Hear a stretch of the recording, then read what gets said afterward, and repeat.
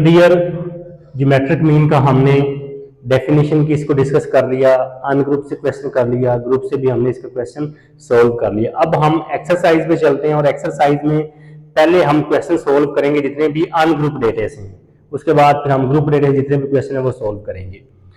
हमारे पास है जी एक्सरसाइज 3 और क्वेश्चन नंबर है 3.2, फाइंड द ज्योमेट्रिक मीन। ये सारी वैल्यूज है, इनका हमने ज्योमेट्रिक मीन फाइंड करना है।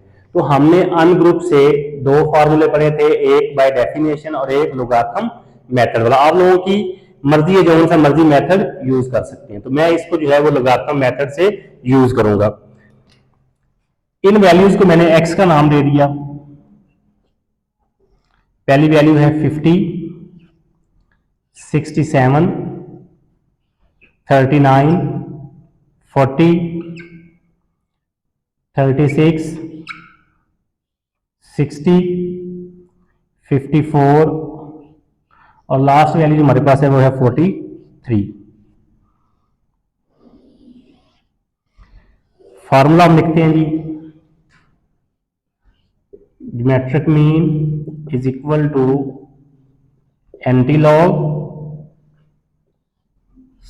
सम log of x over N.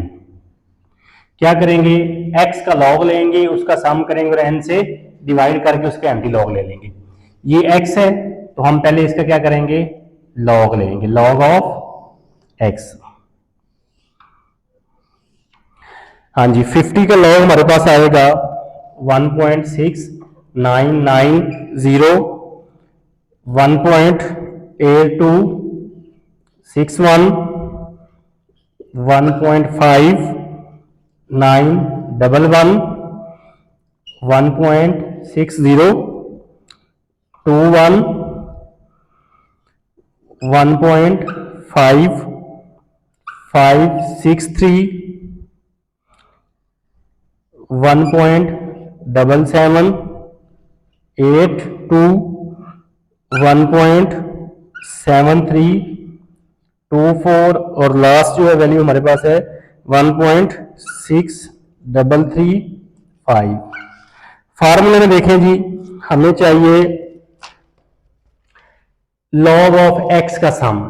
ये एक्स है, इसका सम ऊपर जो हेडिंग होगी उसी का हमें सम मिलेगा। तो ऊपर हेडिंग लॉग एक्स है तो इसके साथ मिल जाएगा सम लॉग एक्स। क्या करेंगे, इन सारी वैल्यूज को अब हमने ऐड करना है तो वो आंसर आएगा 13.4185।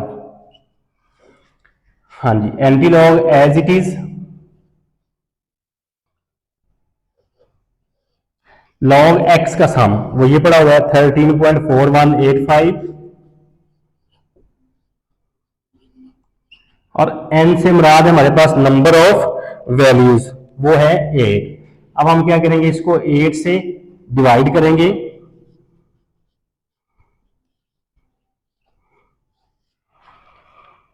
तो हमारे पास आंसर आएगा 1.6773। अब हम इसका लेंगे एंटीलॉग। एंटीलॉग लेने से हमारे पास आंसर आ रहा है 47.5675। लें जी, ये हमने क्वेश्चन सोल्व किया 3.2। अब हम नेक्स्ट क्वेश्चन की तरफ चलते हैं। एक्सरसाइज है हमारे पास 3, क्वेश्चन नंबर है 3.10। Bilal gets a rise of 10% in salary at the end of his first year of service and further rise of 20% and 25% at the end of the second and third year respectively. The rise in each case being calculated on his salary at the beginning of the year. To what annual percentage increase in this equivalent? अब यहाँ पे percentage की बात हो रही है। यहाँ पे उसने हमसे ना तो अर्थमेटिक मीन पूछा है, ना ज्योमेट्रिक मीन, ना हार्मोनिक मीन, ना मोड, ना मीडियन। जब भी परसेंटेज में डेटा आएगा तो उस वक्त हम जो है जो यू फाइंड करेंगे वो ज्योमेट्रिक मीन फाइंड करेंगे। इस डेटे में परसेंटेज में वो बात कर रहा है तो यहां से हमने ज्योमेट्रिक मीन फाइंड करना है। वो कहते जी बिलाल है, एक लड़के का नाम है जो कहीं पे जॉब करता है। तो वो कहता है जी जब जॉब करते वो उसका 1 साल मुकम्मल होता है तो उसकी सैलरी में 10% जो है वो इंक्रीमेंट लगता है, दूसरे साल बाद 20% और तीसरे साल बाद 25% जो है वो इंक्रीमेंट लगता है। अब वो कहता है जी उसका जो है कितना उसमें इंक्रीमेंट आया वो हमने बताना है। अब हमें नहीं पता उसकी सैलरी कितनी है, हम सपोज करेंगे let salary of Bilal at the beginning of first year is 100। हमने ये सपोज कर लिया कि जब उसने काम करना शुरू किया तो उसकी सैलरी जो थी वो 100 थी। अब वो कहते हैं जी increment at the end of,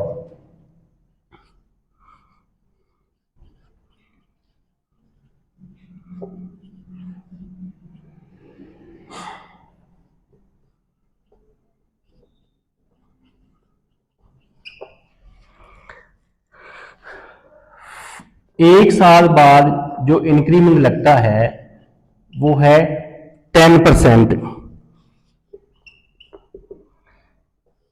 अगर उसकी सैलरी जो है वो 100 है तो एक साल बाद जो है उसकी सैलरी कितनी हो जाएगी 110, कि 10% का उसमें इजाफा होगा। सेकेंड ईयर के दूसरे साल बाद जो है जो इंक्रीमेंट लगता है वो लगता है जी 20%। तो 2 साल बाद जो सैलरी है उसकी वो हो जाएगी 120। उसके बाद थर्ड ईयर, तीसरे साल बाद उसकी सैलरी में जो इजाफा होता है वो 25% है, तो अब उसकी जो सैलरी है वो हो जाएगी 125। अच्छा, एक चीज आपने याद रखनी है, जो इंक्रीमेंट होता है वो बेसिक पे पे होता है। ये नहीं है कि मतलब पहले जो 100 थी तो उसमें 10% इंक्रीज हुआ तो 110 के बाद आपने 110 में 20 को ऐड नहीं करना, बल्कि 100 में ही आपने 20 को ऐड करना है, फिर 25। तो ये हमारे पास तीनों वैल्यूज आ गई। अब हम इसका फाइंड करेंगे ज्योमेट्रिक मीन।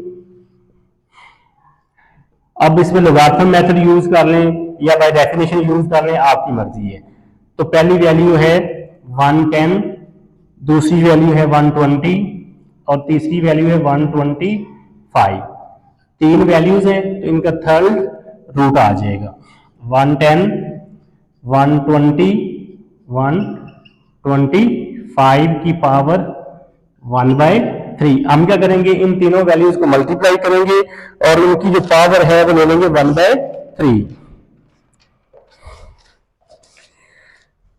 इसको सोल्व किया तो हमारे पास आंसर आ गया 118.17। लेकिन हमने ये बताना है कि उसकी सैलरी में कितना इंक्रीमेंट लगा है, कितनी उसकी सैलरी इंक्रीज हुई है। जो हमने सपोज किया था 100, उसको इसमें से माइनस कर देंगे, जो बाकी बचेगा वो उसकी सैलरी में इंक्रीमेंट होगा। द एनुअल परसेंटेज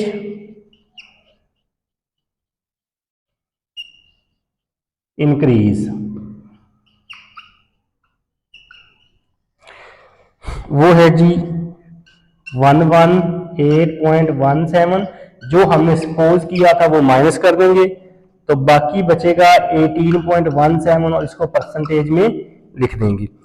तो क्या होगा जी, उसकी जो सैलरी है 3 साल बाद उसमें जो इंक्रीमेंट लगेगा वो 18.17% जो है वो लगेगा। अब हम एक्सरसाइज का जो नेक्स्ट क्वेश्चन है उसकी तरफ जो है वो मूव करते हैं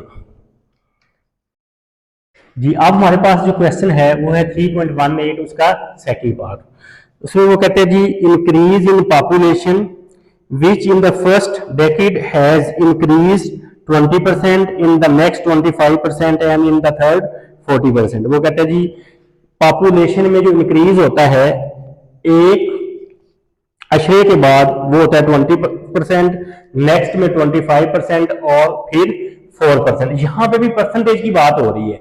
यहां पे भी उसने हमें कुछ नहीं कहा कि आपको ज्योमेट्रिक मीन फाइंड करना है, हार्मोनिक मीन फाइंड करना है, मोड या मीडियन।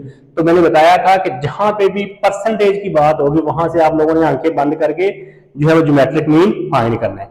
अब हमें नहीं पता कि इनिशियल जो है वो पॉपुलेशन कितनी है, हम सपोज करेंगे, सपोज इनिशियल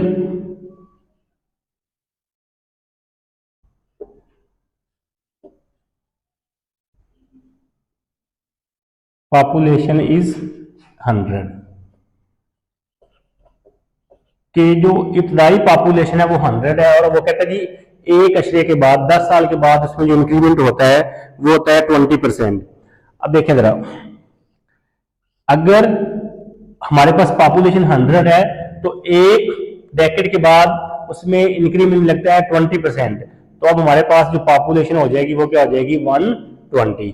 अगले अशरे में जो उसमें चेंज आता है वो होता है 25%, तो अब हमारे पास पॉपुलेशन हो जाएगी 125, और नेक्स्ट जो है वो 4%, तो अब हमारे पास जो पॉपुलेशन होगी 105 होगी।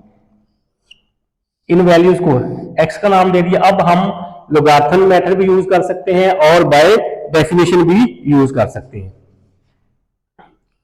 तो gm is equal to, formula होता है x1 multiply by x2 multiply by x3 up to so on xn, और इसका nth रूट। तो हमारे पास वैल्यूज हैं 120, 125 और 104, तीन वैल्यूज हैं, तो इनका थर्ड रूट आ जाएगा।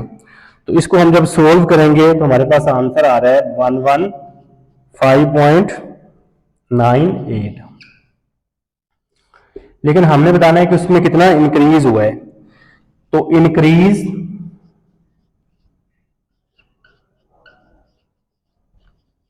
इन पॉपुलेशन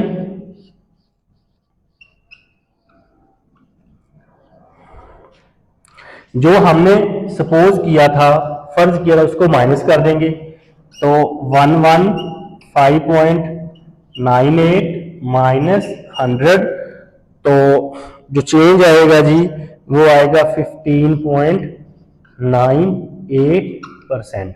मतलब क्या है जी कि 3 दहाइयों के, सॉरी 3 डेकेड के बाद जो पॉपुलेशन है उसके इंक्रीमेंट जो होगा वो होगा ऑलमोस्ट 60%। मतलब अगर पॉपुलेशन 100 है, माइनस किया हमने 100 को, और ये हमारे पास आंसर आया 15.98, तो ये हमें ये बताता है कि अगर हमारे पास इनिशियल जो है वो पॉपुलेशन 100 थी, तो 3 डेकेड के बाद उसमें जो चेंज आएगी, जो इंक्रीज आएगा वो ऑलमोस्ट 16% आएगा। तो एक्सरसाइज में अन ग्रुप के जितने भी क्वेश्चन थे ज्योमेट्रिक मीन के, वो हमने सोल्व कर लिए। नेक्स्ट वीडियो में हम इसके क्वेश्चन सोल्व करेंगे ग्रुप डेटा से।